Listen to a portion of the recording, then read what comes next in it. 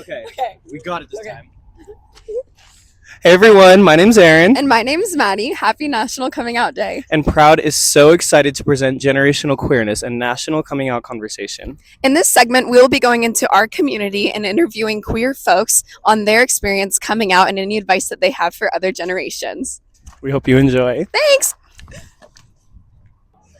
Okay. Hi everybody, I'm here with, Ray, and what are your pronouns? I use any pronouns. Ah, beautiful. Okay. So, what was it like coming out in Zionsville, Indiana? There can be a lot of talk that goes on in those towns that people know, and and definitely just how we live. We're very socialized, a certain way. Things travel around, things get moved around. Absolutely. Do you think there was any maybe unique challenges that you faced coming out in an area such as that? I think just being in kind of the Midwest or maybe the small town or conservative red state, whatever it was, or maybe a combination of all that, just that a lot of people see it as like a phase, or like, especially I think for like femme or AFAB people, can call it like attention seeking.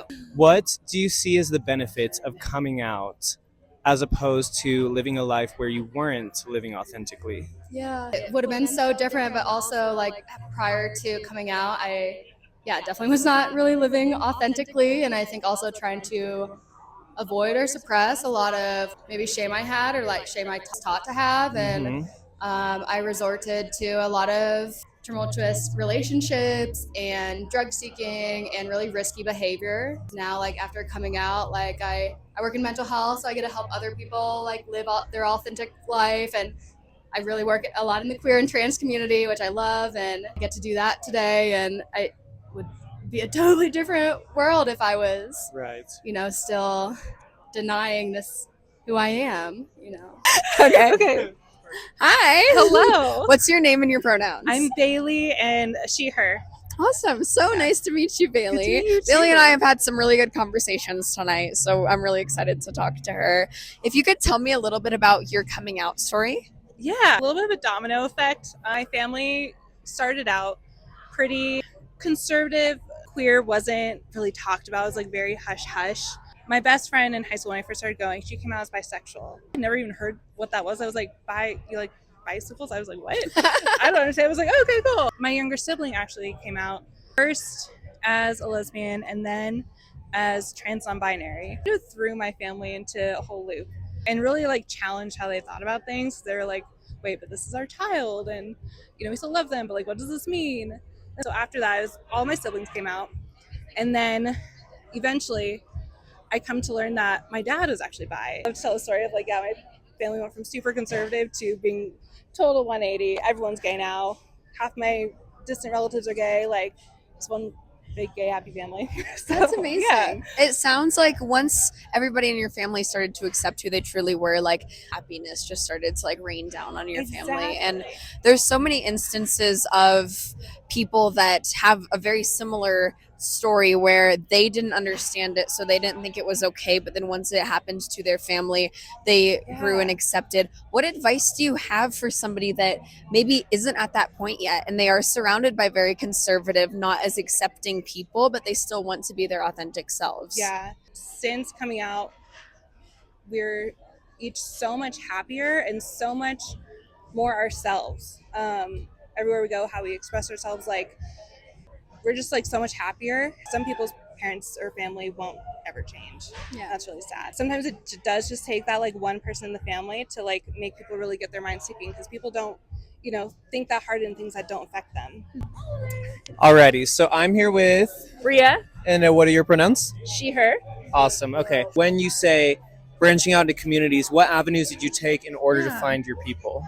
Joined a queer kickball league, and that's how I met a ton of awesome women. I think it's incredible how you can find community in the most unexpected places. Yeah, even absolutely. tonight, reaching out and connecting with you guys has been more impactful for me than this video alone. So I really do appreciate that. If there's somebody watching this video that might be having hesitation or maybe confusion about coming out and living authentically, is there any advice that you'd have to give to them? Most important thing is make sure you're safe. It's okay to take your time. There's no rush. If you are experiencing any type of confusion, so normal. And a big first step, I think, in that is talking to people. And the more you talk about it, the more comfortable you'll feel with it, the more it'll feel normal, especially when you're able to connect with people that are in similar situations as yourself, because you are definitely not alone. Hi, can you please tell me your name and pronouns? Mariah Mendez and she, her. Awesome. It is so nice to meet you. Yes. I was wondering if you had any advice for anybody that's hesitant about coming out right now. I encourage people to just be themselves, you know, because it's a lot easier than people think. I know it may be tough at first, something that I've struggled with for a lot of years, but as soon as I came out, I was able, I feel a lot better. Awesome. Thank you so much. You're welcome. Nice meeting you. Yeah, very nice. Alrighty, so I'm here with, Hi, my name is Mac. and your pronouns are? She, they. See they? Wonderful. So I was just wondering if you had any advice for somebody who might be watching this that might be struggling to come out or live more authentically. Yeah, I came from a really small town, and community was the most important thing for me. I found a community of other queers or young queer people, and even though I lived in a town that being queer wasn't accepted, I had a community around me that accepted and loved me no matter what.